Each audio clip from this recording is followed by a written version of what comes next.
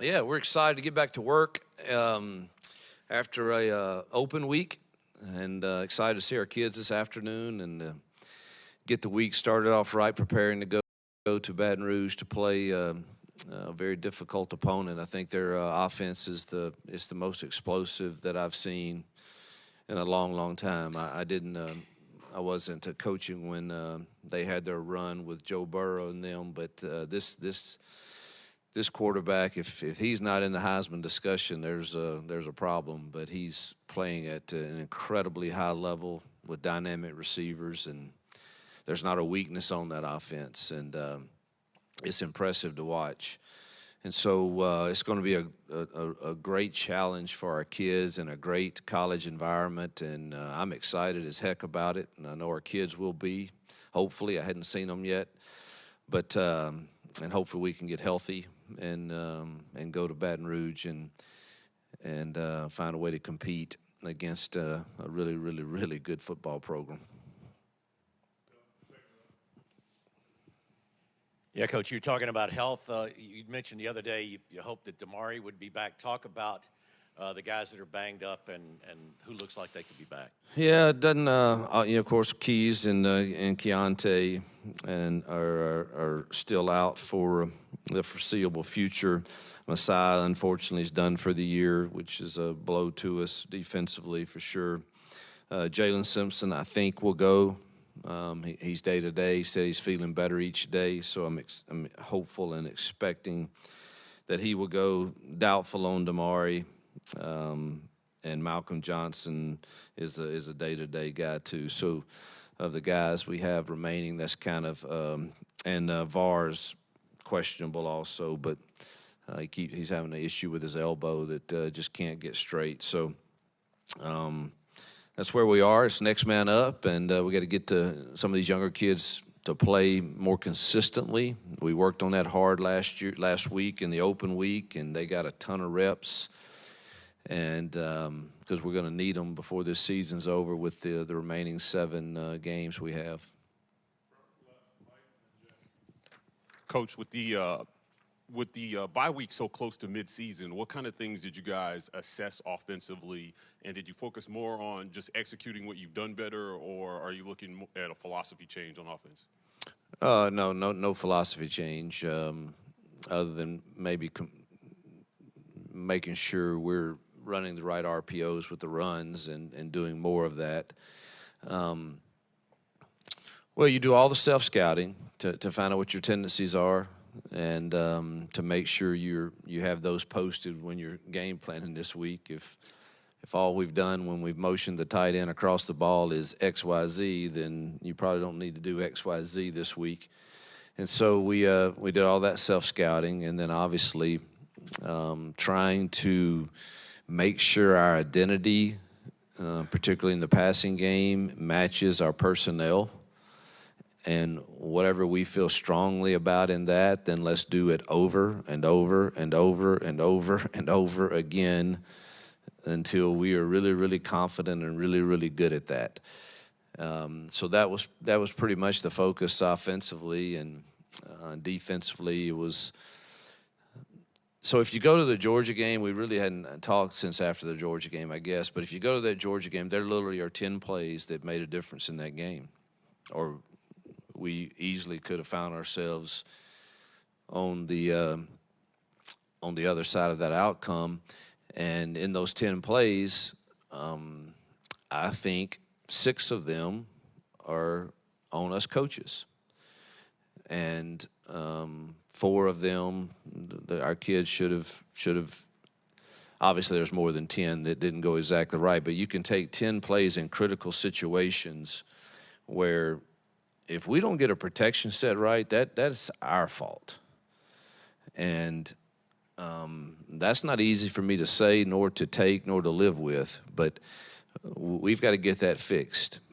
And but then there's things that our kids could have done differently too. Now forget, we had 2 balls in our hands inside the 5-yard line on 2 passes. If we can just make one of those plays, and so I'm not counting those as the 10. I'm talking about 10 fundamental things that we could have done differently offensively or defensively in a critical situation. And if we execute that properly, they make a direct impact on that game because they were all in the critical downs and critical moments.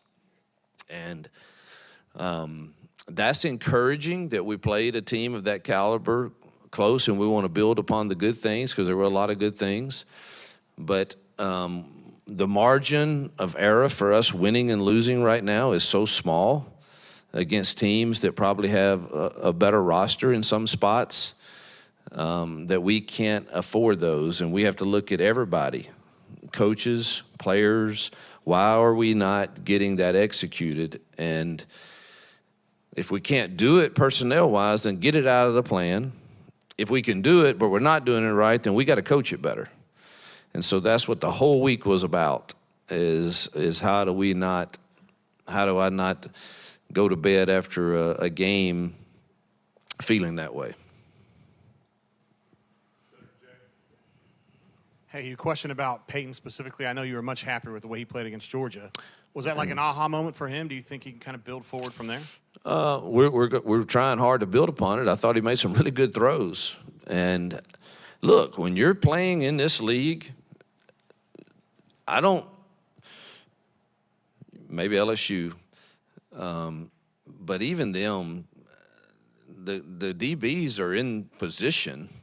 You don't find very many where you're just running wide open. You'll have a few of those in blown coverages from time to time, but there's going to be some contested catches. And there were, I think he had 9 incompletions, and I literally think 6 of them could have gone either way. And I'm certainly not saying that they were just total drops or anything like that, but they're chances for us to make plays that, again, put us in position to get points or convert the chains and keep our defense off the field. And we're going to have to start making our share of those. And so the balls, though, were in the right spot. I mean, some of them were really good throws. And so I do think there's something that you can build upon there.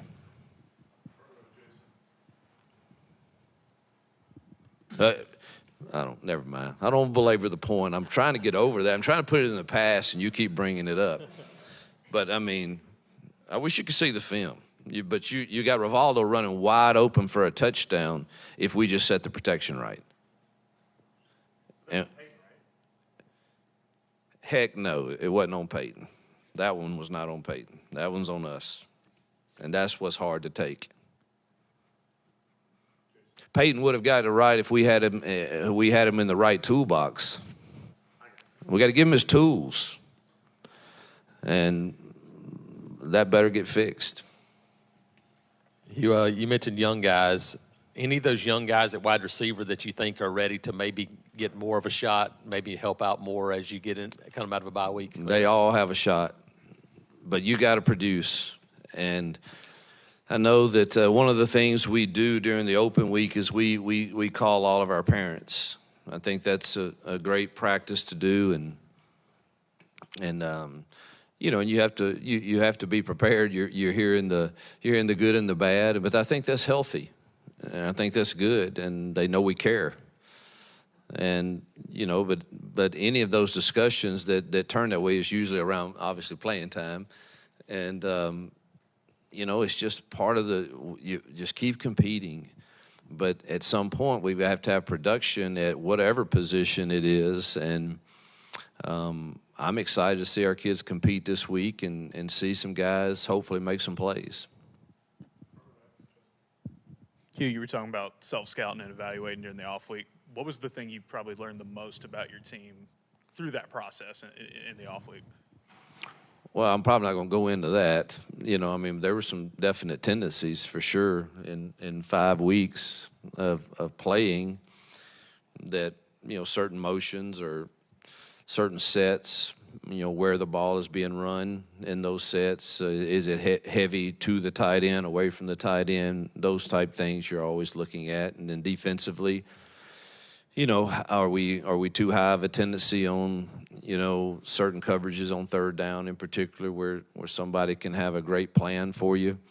That's probably the most thing you look at defensively, because every week your defensive plan is so different based on what you're seeing. But third downs, we usually are creatures of habit. And our third down is short offensively, had to have attention put to it. With Messiah going down, how important is Keldrick going to be over the next Vital. 7? He and Walker are going to have to, share more snaps. And, I think when you, again, looking back, you see, our kids are playing so hard. And that makes me proud of them. But, Marcus Harris, he just played his guts out. But he's having to play too many snaps. And you look at dang Georgia over there, and every dang time we sub, there's another 6 of them that come in. And it shows in the fourth quarter. And it truly hurt us when Jalen Simpson went out in the fourth quarter. To that point, I believe I'm right in saying Bowers had 2 or 3 catches. And, when Jalen went out and we lost our best bracket guy, it hurt us. And so that's where we've got to continue to create depth through the current young kids we have and obviously through recruiting. But we just don't. Marcus and some of those guys are having to play just too many snaps. And losing Messiah certainly doesn't help with that, because now we've got to we need one of these young kids are going to have to give us some snaps, Bobby, D. Reed, some of those guys, somebody's got to give us some help in there. You mentioned calling all the players' parents over the bye week. Just kind of roughly midway through this first season in a new job, kind of what feedback did you get from that, and as you are, at this new program? Yeah, let me make sure I clarify. It would be impossible for me to personally call all of them. So the position coach and that staff, their assignment was call everyone and then get me the ones I need to touch base with. And so the feedback was they love our Monday meetings. They love the teaching series that I do. They love the energy that they feel, that their kids feel. They feel like they're cared for. So I thought all of that was extremely positive.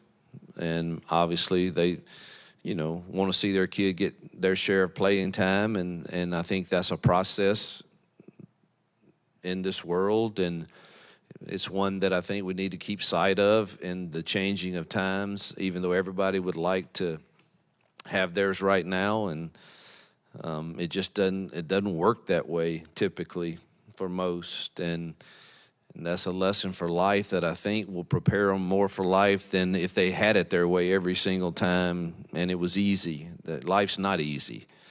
And neither is earning your time to play at this level of football. It's not easy, and it shouldn't be easy.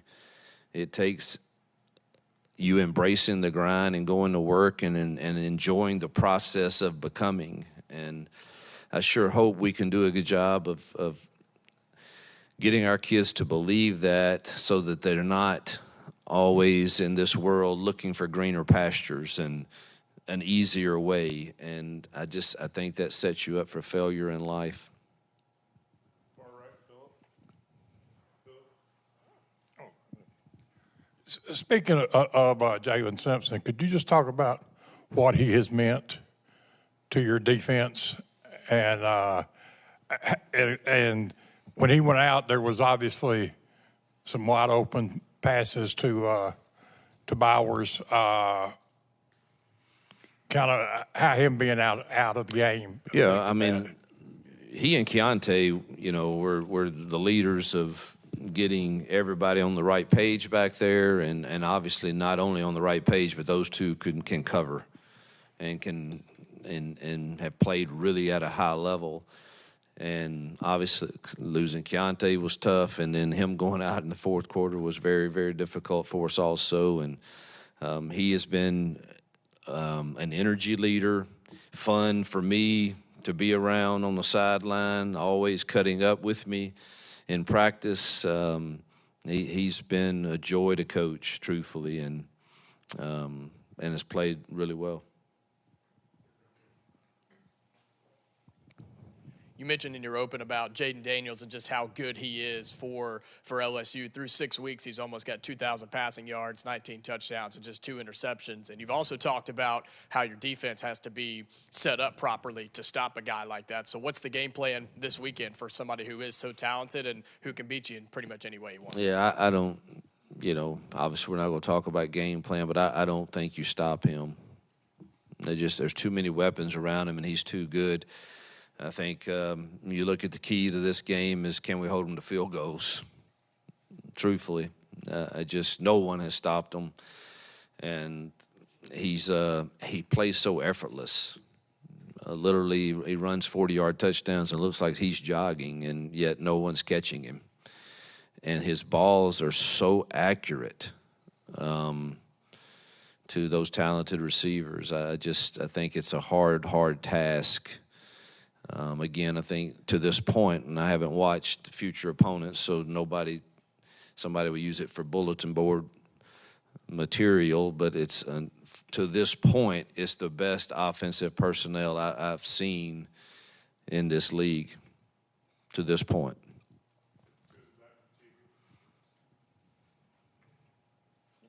Sorry.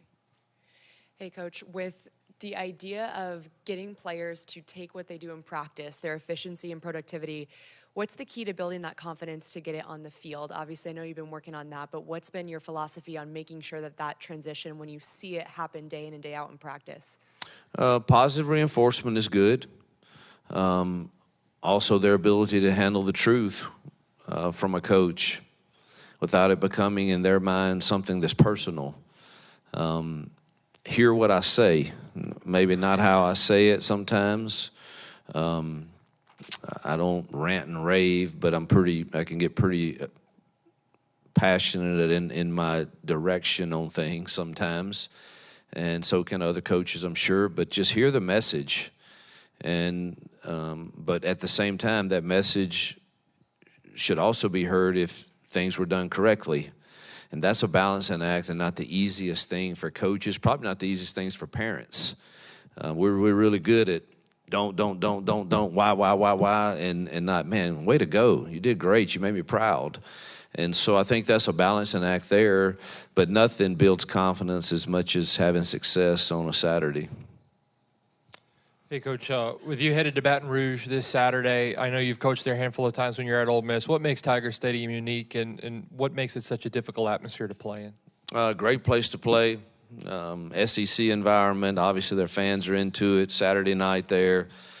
I love hearing Calling Baton Rouge from Garth Brooks before the game. I think that's a neat experience, and I try to stay out there to hear that. And I like hearing the announcer say, 15 minutes, the sun will set in the western sky, and it will be Saturday night in Baton Rouge. And, man, we get to go represent Auburn in that environment. And it's a tough place to play, but so is Jordan-Hare, and so are many others. And that's, again, why you come to this. And a quick story, Johnny Vaught, who I have great respect for, before he passed, said to me, he was laying in his bed, and I went to visit him, and he says, Coach, just so you know, you have never truly been the head coach at the University of Mississippi until you beat them Bayou Bengals in Baton Rouge and stood on the bleachers and let their fans know it. And so I know what it meant to a lot of coaches to go play there, and he might have said it a little differently than I just said it right then, but it was that this is a special place to play for many coaches that have experienced it there.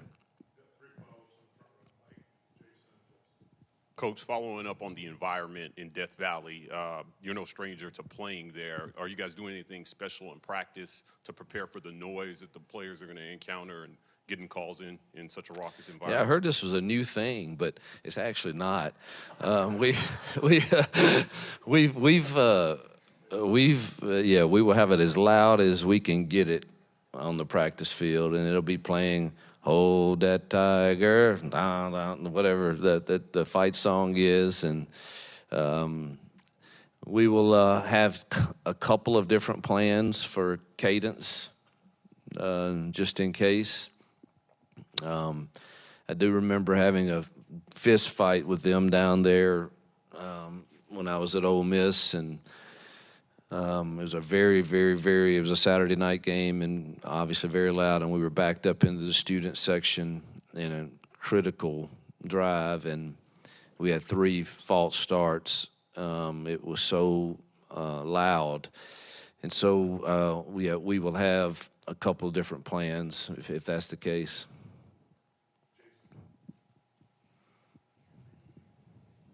You talked about identity. You guys were able to run the football against Georgia, and running backs had a good day against Texas A&M. How much of an identity build has that been for this team, especially the last 3 or 4 games?